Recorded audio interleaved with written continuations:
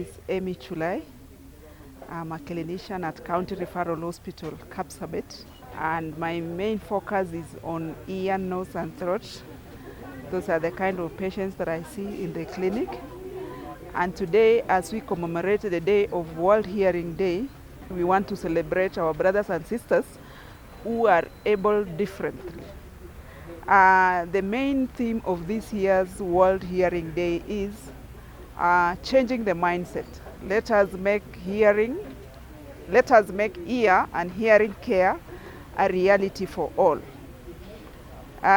Today, we would really want to emphasize that hearing loss is a condition whereby it is invisible. It is, when I say it is invisible, it is not something like a wound that somebody will say, here I have a wound, you cannot see it. And for quite a time, it has been ignored, both in the public and also even in our health sector. And today, as we celebrate our brothers and sisters who are able differently, we would really want to change the mindset. And these people should be given the attention that they deserve, and they should be made accessible to hearing care, right from our county referral hospital even to the smallest unit of our health service delivery. As a county, we want to say that we are grateful because of the partnership with the Shishlo, who has enabled us to have an OAE machine that is used for early screening of children. Ideally, we are supposed to be screening for hearing loss right from birth, but due to constraint of resources, we've not been able. But since the partner came to this county, we've been able to screen the preschool going children. And we are really grateful indeed because recently we've also had a donation of a better machine, a PTA machine, and a tympano metric machine.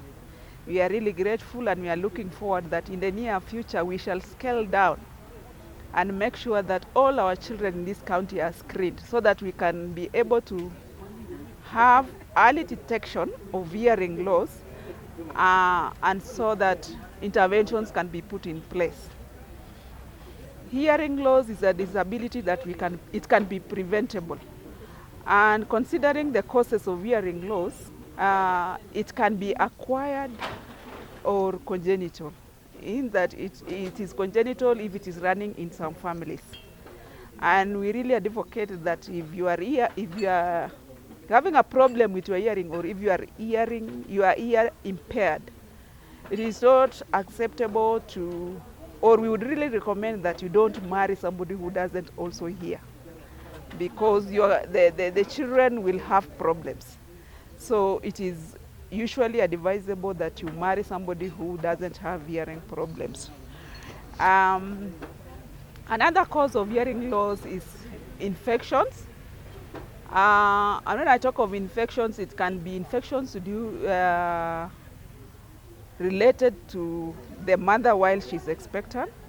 If the mother does not attend antenatal clinics and all the checkups are done properly, some of the infections can be spread to the child who is unborn. And some of the examples are toxoplasmosis, rubella. When a child is also born in an environment that is not okay, and maybe they have complications like labored, when you have obstructed labor, you can have what we call asphyxia. It can also interfere with the hearing. So it is always important, or we are advocating that our mothers should be able to deliver in a health facilities whereby they can be monitored closely. In the event of any complications, they can be assisted. As we age, our hearing abilities seems to slow down, and when they slow down, our senior citizens in most cases are ignored just because they cannot hear well. These people can be assisted in our communities in that they can be investigated and be given hearing aids so that they can be assisted to hear well. I also talked of infections after delivery. Children can have things like meningitis that can bring complications about hearing loss. The drugs that we also use at times can bring about hearing loss. That's why we are saying, and we are really discouraging the over-counter prescriptions. Over-counter prescriptions, it is good when you are going to take your prescriptions in a pharmacy. Please let us have these prescriptions prescribed by an expert who knows the side effect of the drug so that you can prevent hearing loss. I also talked about infections during after the child is born. There are some diseases that are immunizable, and in some communities there are people who don't want to take their children for immunization, which is not very good. The drugs that we use for immunization have been researched, thorough researched, and they are safe for our children, they are safe for our mothers. So it is a myth to say that you are not taking your child for immunization, yet this immunization can assist these children to prevent diseases like measles, for example. Our focus is on children who are between the ages of 0 and 5. We are mostly focused on helping them to identify the prevalence of hearing loss while they are still very young, and give them an opportunity to receive early intervention services while it is still possible. As we all know, hearing loss is an invisible disability. And so our role here is to identify this condition before it gets too late.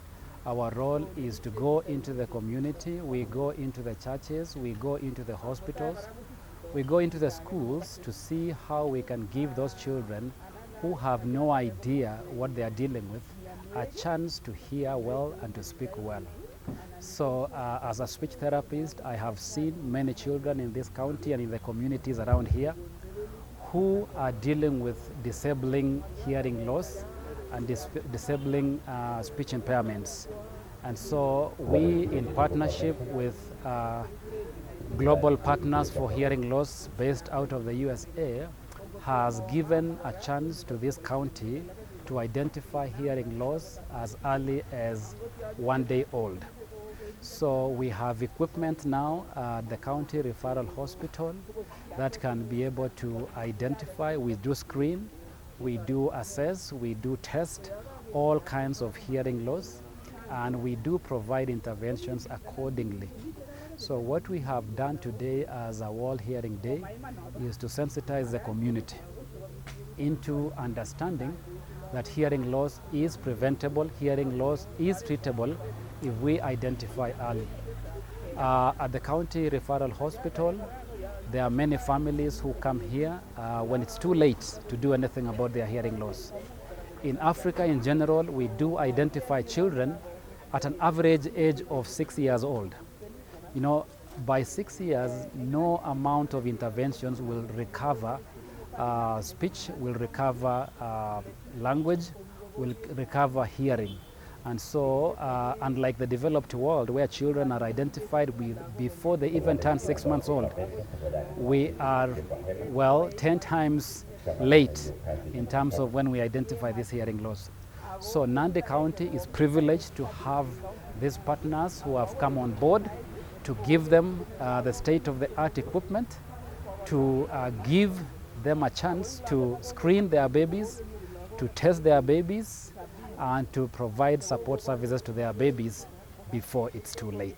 So we are happy for the partnerships we've developed, and we're inviting all other partners to come on board to give them or to give us not just the screening equipment, but also part of the intervention services that we need. We have identified that when a child has been screened and be found to have hearing loss, the next natural intervention is to give them some hearing aid technology. And so children can be given hearing aids, children can be given cochlear implants. They can also be supported with speech and language development, and families have to benefit from these services. And our role here as partners is to encourage every family, every community to take advantage of the services that are available here today. In America, compared to Kenya, we have kids who delay in developing speech, just like we do in Kenya. What happens in those households, because of the information and early interventions, kids are able to join mainstream schools as opposed to those kids in our country, especially in Nandi County, where we are celebrating this World Hearing Day event. The kids tend not to join the main schools here in Kenya. Our neighboring school here, Kapsabet Deaf School, has been a very good case study. Our vision as Chislo organization is that in the next few years, we would wish to cascade this message to all those stakeholders today, whether you are a policy maker, whether you are in the health sector, whether you are a teacher, whether you are working in the community as a leader.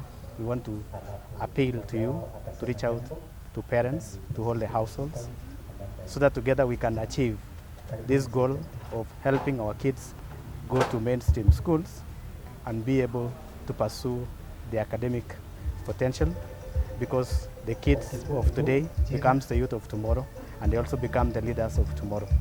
So that the investments that we've had going up to this day, we want to really thank all the stakeholders, we want to thank all the donors, we want to thank all the volunteers, because coming together and putting up together this day has been because of their success. I want to thank His Excellency the Governor, Stephen Sang of Nandi County. He has been at the helm of leadership. The audiology center, which was set at Kapsabet Referral Hospital, is going a long way in screening the kids. This is one of the public institutions in Kenya.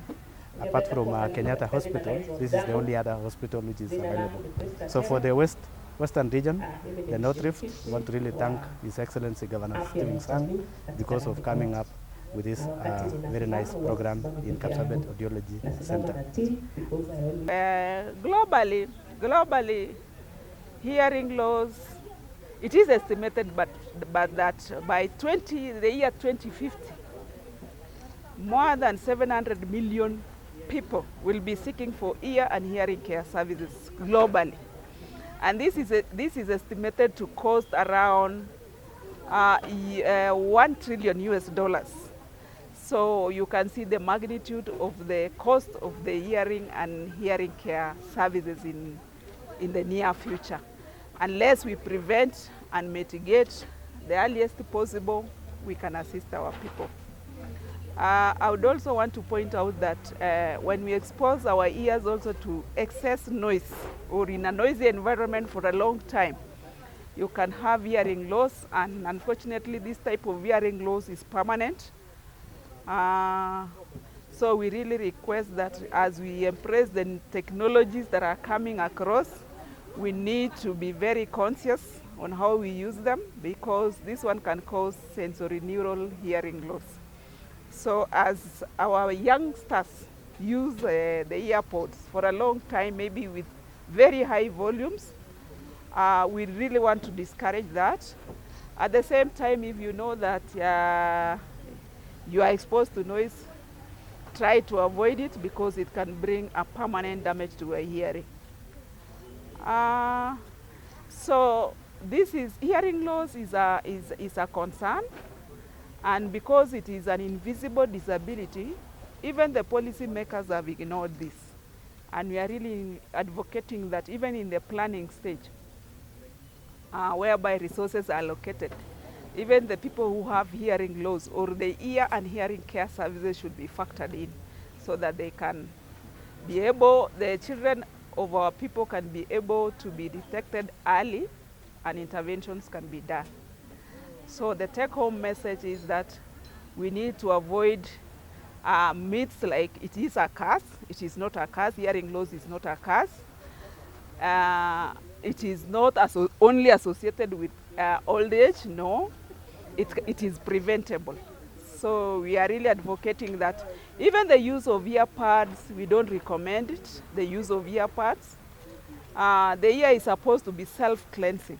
And in the event that you have impacted earwax, it is recommended that you visit an expert who can do the syringing or the washing for that matter. We hope to embrace our friends who are able differently, and we need to scale up the activities of ear and hearing care services in this county. Tunajua tuko na changamoto nyingi kuhusiana na mambo ya watoto kutosikia tangu wasaliwe, and we want to take this opportunity to thank the donors, to thank the Nandi County government, to thank our organization Chislo, kwa maana tumekutana hapa leo kama viongozi wa hii county, viongozi wa community, na tunashukuru sana kwa hii program, kwa maana tukiendelea hivi tutaona vile watoto watasaidika, hata vile watu wakubwa watasaidika, ndio wapate kuwa na hiyo namna ya kusikiza. We know we have so many parents wenye wakona watoto wakona challenge ya hearing, lakini wameweka watoto nyumbani wanaificha, but we want to go to reach out to them. So that is why today we have the community volunteers, we have the medics, and we want to send one message that let's reach out, tuwafikie, ndio watokesee, ndio wapimwe, ndio we identify that, and then we do the interventions.